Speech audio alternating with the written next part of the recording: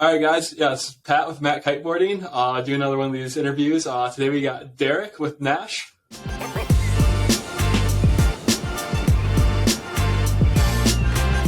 What's up, guys? All right, Derek. So you've been with Naish now for 10 years, you said? Yeah. I came on board February 2014, so be pushing 10 years now. Yeah. No, it's a long time with any company, really. I mean, I think for pretty much anybody in the industry, I feel like very few people have stayed with one brand even for that long. As far as like the reps I know, there's a select few, but not a ton. Yeah, there's I mean, for sure for reps, but I think the number of people that have, I mean, I'm not even close to being the longest tenured employee at Naish. I mean, most of the people that I started with, at least in the office over there, were there well before me and are still there. So okay, pretty interesting. Good retention. Yeah. So you grew up in Oregon. Did you grow up in Hood or where in Oregon? So I grew up in Eugene, born and raised. And my dad and his friends were all windsurfers. So during the summers, it would be either coming up here to Hood River or going down to a little place called Flores Lake down on the southern Oregon coast. And that's kind of where I learned to windsurf. I think I started windsurfing, basically as soon as I knew how to swim. Just windsurfed. And then I can vividly remember in 99, sort of like the first glimpses of kiteboarding coming around. And there was those first two kite magazines, which I had. Unfortunately, those are long gone now. It'd be pretty sick if I still had the original two kiteboarding magazines. But yeah, I remember seeing kiteboarding and really wanting to get into it. And my dad just wouldn't let me. He's like, no, you got to learn how to jibe and water start first. And I mean, I'll give him credit too. I mean, it looked sick, but kiting was so dangerous in the early days. Yeah. It eventually, I found myself barely moving along on a 5.7 windsurf sail while my buddies Reed and Josh Brady were jumping over me, purposely hitting the sail and knocking me into the water. And so I'm like, that's it. I'm learning how to kite. And this was in 2007. Okay. Learned on a Slingshot Fuel 5-line kite. Nice. So, and then it's sort of been, I do a bit of everything still. A lot of winging now, not so much windsurfing anymore, but still love to get on the water as much as possible, no matter what's nice. pulling me. Awesome. Yeah. So then, what kind of was your whole introduction to the wind sports industry? Then, were you working at a shop beforehand? Did you kind of get right into it with Naish right away? Yeah. So originally, I started working for a windsurf only shop that's unfortunately closed their doors pretty recently, called the Gorge Surf Shop. So I started there when I was in college. In 2008 was my first summer working there, and worked there. And then I did a small stint in the ski industry, and then decided, basically I found myself without a job and sort of no obligations otherwise, and decided I really wanted to move somewhere where it was warm, there was wind, and had waves. And outside moving out of the country, Maui fit the bill. So I booked a one-way ticket to Maui. Originally was just planning on being there for pretty much just through the springtime. Okay. Or as my mom likes to say, he planned it for 6 months and stayed 6 years. So I ended up staying in Maui. Basically I moved there to go work for the National Maui Pro Center. So that's where I got started, was on the retail side of things. All right. And then I've just sort of worked my way up the ladder from there, doing a whole lot of different jobs. Yeah, so, no, that's awesome. No, it's so I guess favorite spots in Maui then, as far as you've been there for 6 years, so I'm more or less local at this point, I'd say. Yeah, there's some people on the island might beg to differ, but yeah, unfortunately, I think. Well, I mean, there's kind of if you're not born there, you're not from there for sure. But, that's fine. It's a great mix of people there, and still the guys who are born and raised there, there's some super welcoming people. There's a lot of retirees that live there. I mean, the community there is killer, especially in the wind sports too. Because I feel like wind sports in general are just a little bit more accepting compared to some other board sports that have a little bit more of hardcore sort of image that they feel they need to upkeep. You can say surfing. Yeah, surfing. So like, whereas wind sports, I mean, as long as you're not basically doing anything that would otherwise jeopardize launches, it's usually pretty except for the most part. I mean, there's definitely a few spots that I won't mention. That's fair. Just because personally I like it when I'm able to go and not have crowds. I'd say my specialty there was just showing up to Kanaha sort of after hours, we'll say. And usually I'd have the place to myself, but yeah, everybody's always asking like what launches, but honestly, like, Kanaha is a huge beach, and it's a big ocean. So you're able to like sort of get on the water, spread out, find your space. I mean, in the waves, it gets a little bit crowded for sure, especially if you don't really know the rotation. So like lower Kanaha, it'll start at the peak and sort of work its way down, and then you work your way back out the channel. And sometimes you'll get the visitors or whatever that are going sort of straight out through basically where the wave breaks and sort of messes up the flow of things. But yeah, I mean, for the most part, Kanaha is probably stands alone as like my favorite, just because it's just easy, typically easy parking, easy launch. You know, lanes can be really good, and it's definitely a legendary spot. But it's usually 1 out of 5 times there, it's going to either start or end in a kite mare. Just because it's a really narrow beach that has funky wind, and you got to go over a dry reef. And I mean, there's guys that have absolutely mastered it, but usually I've definitely left some skin and blood on that reef for sure. That's awesome. No, so being with Naish for 10 years, seems like Naish is always doing something a little bit different, or I guess you can say innovative, you can say different, however you want to put it. So you have stuff like the Sigma kites. I know those were a little bit before you were with them, but then the octopus system they ran for years and years before swapping over to the one pump.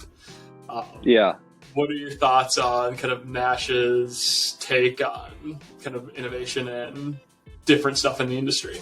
I mean, I think it's a good thing. Up until recently, Naish was owned solely by Robbie himself.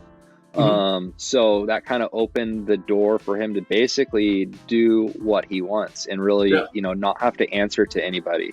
So it kind of almost created like a cool creative space for the designers to sort of, try new things and whatnot. Like, I mean, obviously the Sigma was before me. I've actually never flown a Sigma kite, but to my understanding, I mean, obviously they worked. It was just a little bit too radical for the industry. I personally kind of miss the octopus system. Anybody who has worked on one would strongly disagree, and I have worked on them. But what I really liked about that system is when you went to deflate your kite and roll it up, like, you didn't have to deal with your struts re-inflating because you had multiple points of exit for the air. So that was cool. In 2000, I believe it was 2000. Man, was it 2015 or 16 when we came out with Quadtex too? That was like another innovation that we were kind of ahead of the curve of a lot of brands out there. Where we had a 4x4 ripstop that, I mean, to this day I would stand it up against any canopy material on the market. So I mean, there's been some innovation there. We were kind of early to the game. Well, I don't know if I'm going to give credit for foils, but you guys definitely were earlier to the game, I think, on kind of making a foil in your lineup. As far as I think, Liquid Force probably was the first one to make the Liquid Force consumer-based foil. Lift was around too. I mean, there was a lot of companies sort of making kite foils at the time, but I think there were very few.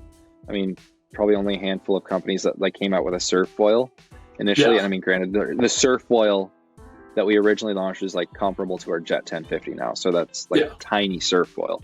But still, like, early to the foiling game for the, I'd say, all around consumer, maybe not so much kiting. And I see you guys are probably the first brand to really kind of buy into the wing foiling thing. Like, I mean, I know us at the shop here, we all thought it was going to be kind of a year and done phase. For sure.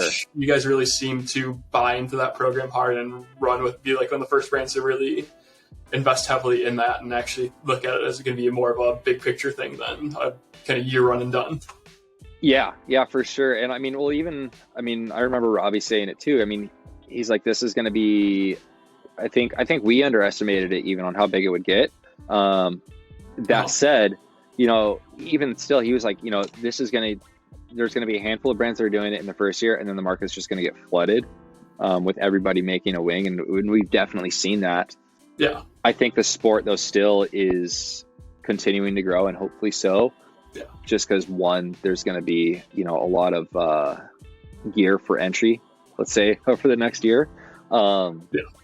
And I think there's still a ton of room for innovation. I mean, it's progressing pretty rapidly, and I think just access is a huge thing when you look at winging versus kiting. Where kiting, you need a fairly large beach in order to launch and land a kite.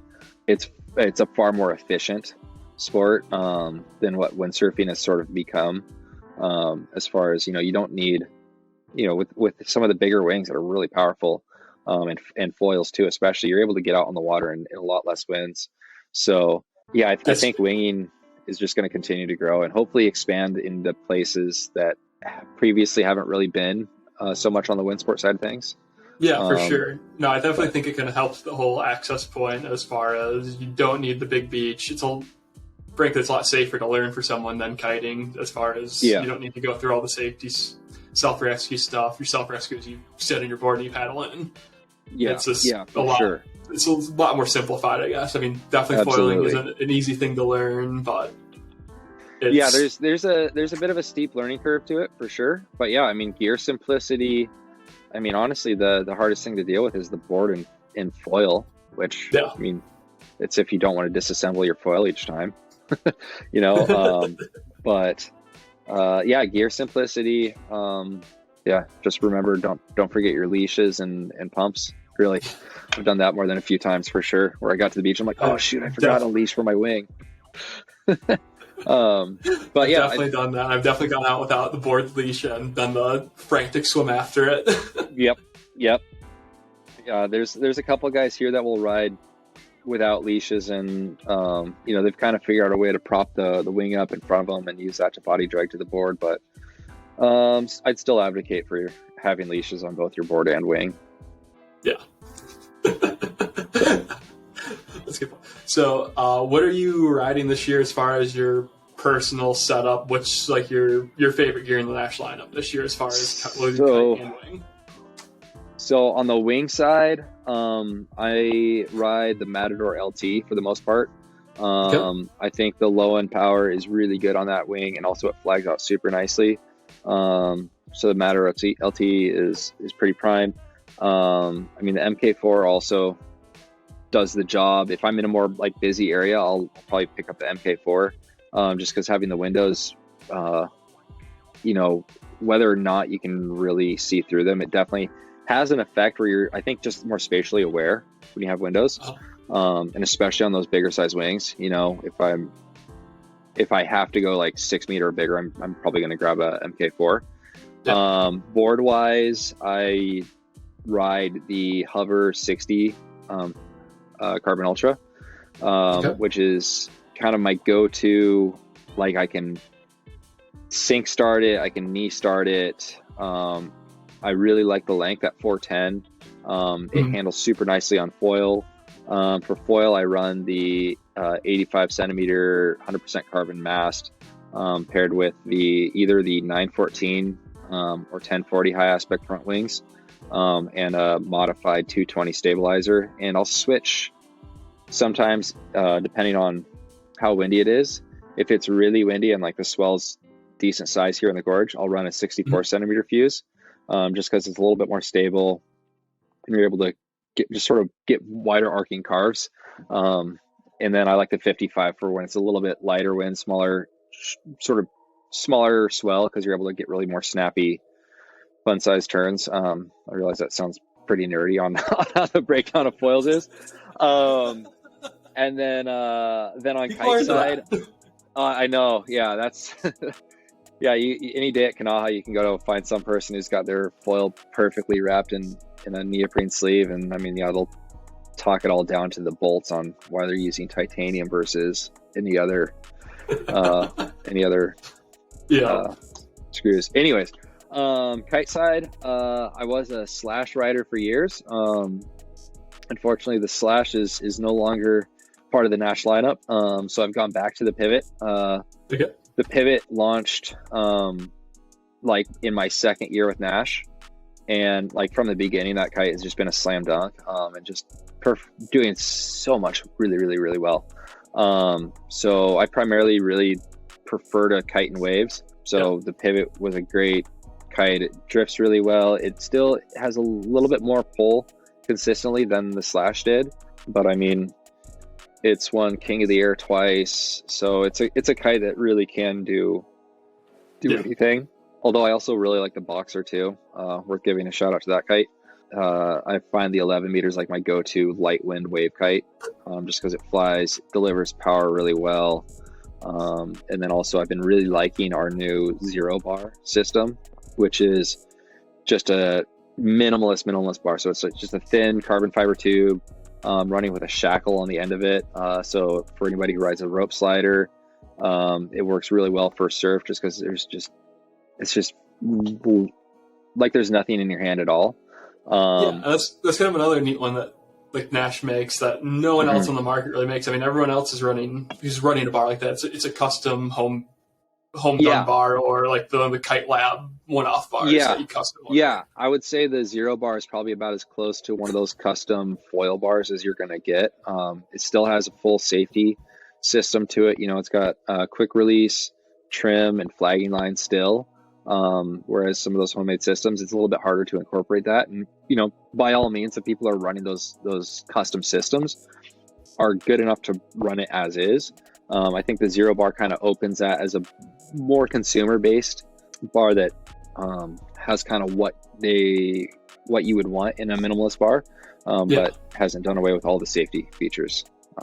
So that's been a cool bar. And then of course the i3 bar is one that we're running for now. It's got the click-in system and everything like that, and there's a few different loop systems that you can get for that. Unfortunately, we just haven't been able to get stock of those loops. You know, we're getting caught up with the supply chain issues, but you know, there's still a few things out there that are harder to get. So I think and so we'll just jump to the elephant in the room. Nash acquisition by Kubis. How's that shaking things up at HQ for you guys? Is it more or less business as usual, or we're excited? Coming? Yeah. I mean, so to preface this, Kubis has been working with Nash for probably over 20 years now. You know, they handle distribution throughout nearly all of Europe. You know, they do Netherlands, Germany, France, Italy. So they handle a lot of the major markets in Europe, and have honestly been they're probably the biggest distributor of Nash products in the world, before Nash. So they actually had quite a fair amount of input even still in the like product side of things, and now they're probably going to have even more, which isn't necessarily a bad thing. I think it'll be sort of open the door to get more consumer feedback and implementation into our products moving forward. You know, they're a really solid organization. I mean, if you look up, you know, just seeing what they do, the building that they've moved into is super nice. They've sort of been on the path for revitalizing Pro Limit too. You know, Pro Limit's another brand that's been around for a long time. And they've kind of come in and just breathe new life into it. And that's one thing we're going to be really really excited about, is having sort of a soft goods and accessory brand to go with our stuff. Whereas in the past, we haven't had, you know, sort of that partnership where you see that's pretty common with a lot of kite brands these days, of they're usually have an accompanying soft goods brand that isn't necessarily branded under the same label. So yeah, I've got sample wetsuits and harnesses that should be here tomorrow.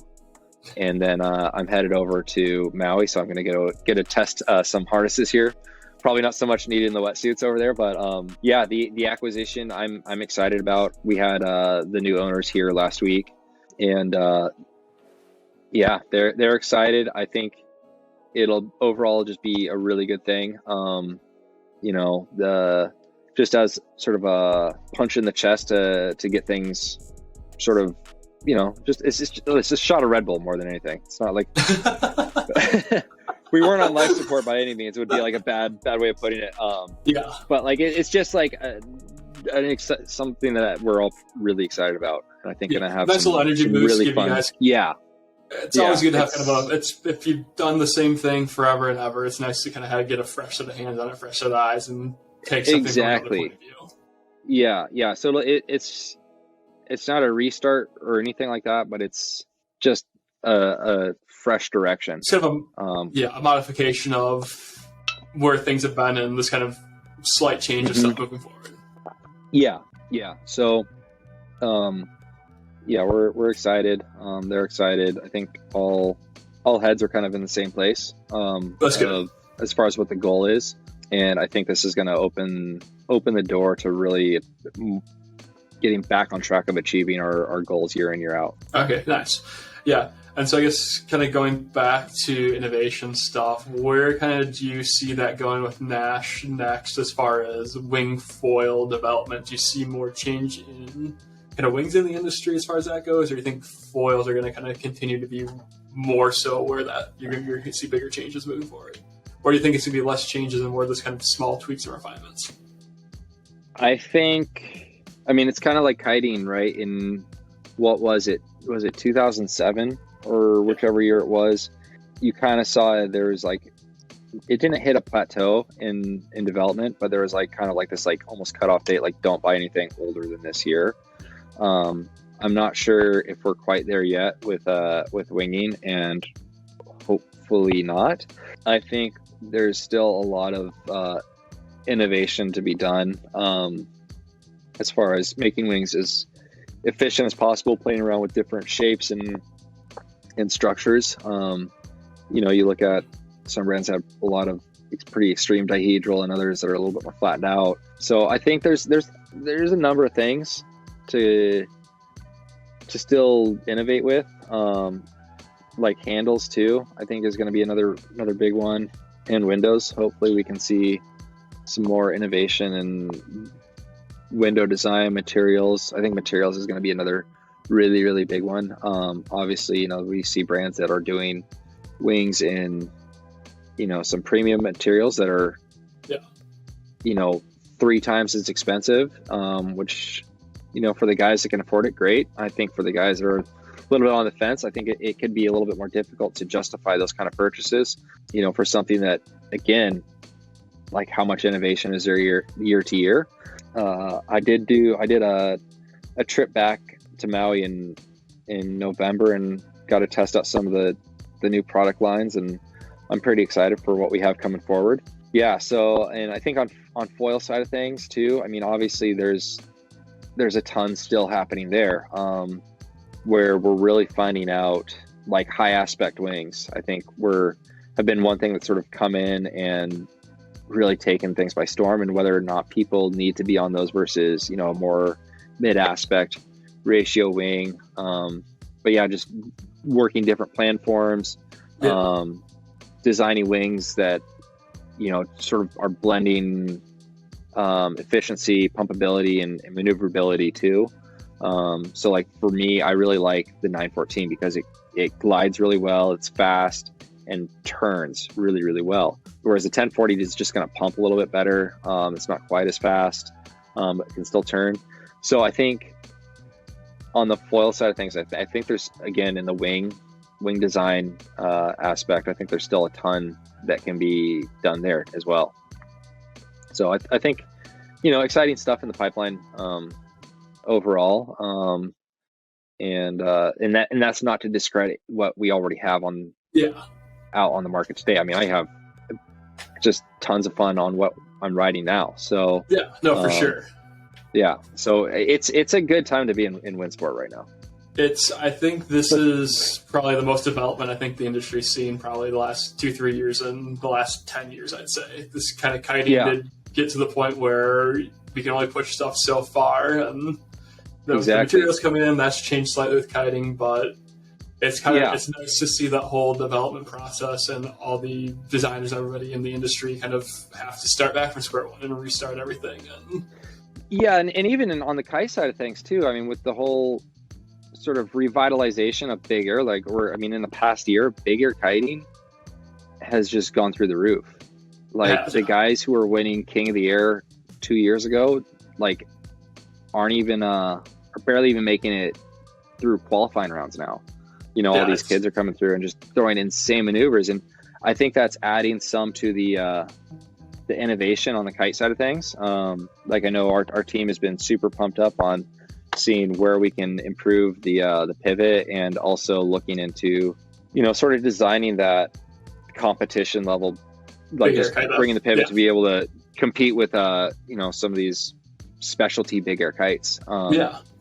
So it is kind of neat. You have seen a lot of brands go towards that as far as very specific big air kites. I mean, it seemed like kiting almost hit like a plateau, kind of. I don't know. I'd like to say when the pivot came out, the pivot came out and it was like the kite that we needed. That sort of the one kite to rule them all. Mm-hmm. And then obviously through the product, just improving materials, adjusting the bridles, sort of small, but keeping the flying characteristics the same. And I think we're kind of almost seeing another sort of revitalization in that aspect too, where now guys are pushing it so hard in kiting that we're kind of having to go back and look and say, okay, well, how can we make these kites match what these guys want to do? Yeah, for sure. So across the board, I think there's a lot of innovation through and through that's making some good steps forward. Yeah, no, I'm definitely looking forward to see kind of what the lineup looks for next year. The stuff this year rocked it, super fun. I think people think of Naish as more of I wouldn't say more niche brand. It kind of seems to fall into that category a little bit. You guys are a huge brand in the industry, but it's, for some reason, whenever I think about it, it just sits at one of those more niche things. It's I'd say quirky brand, I don't know, almost, but. Well, I think, Robbie came into it from an athlete side, I think he had 24 world championships to his name, or probably more. So, name recognition is huge. Robbie's arguably one of the biggest personality in the industry, I'd say. Windsurfers. Yeah. He's a huge name. And then, I think, and that's kind of the other thing too with this Kubis merger is we have the brand name recognition. And so it's how do we better capitalize on that, let's say? And so we're excited about the acquisition. I think this is going to be kind of light some fires and start capitalizing more on the brand name. And I think has some really good stuff coming down the pipeline. Awesome. Well, cool, Derek. We'll wrap it up here. We're at a half hour. Let's wrap it up. Just to save people time. I'm definitely going to be calling you back on one of these, though, just to kind of see how things are going. Yeah. What's up? What's new? We're going to kind of wrap up and keep doing that with everybody. Let's kind of keep seeing what's new, what's going on, what's the next big thing. Yeah. Everybody. For sure. We'll have a lot more news coming down the pipeline here, I would imagine, later this year. Awesome. Well, have fun in Maui, dude, and I will catch up with you soon. All right. Thanks, Pat. Yeah. Catch you later.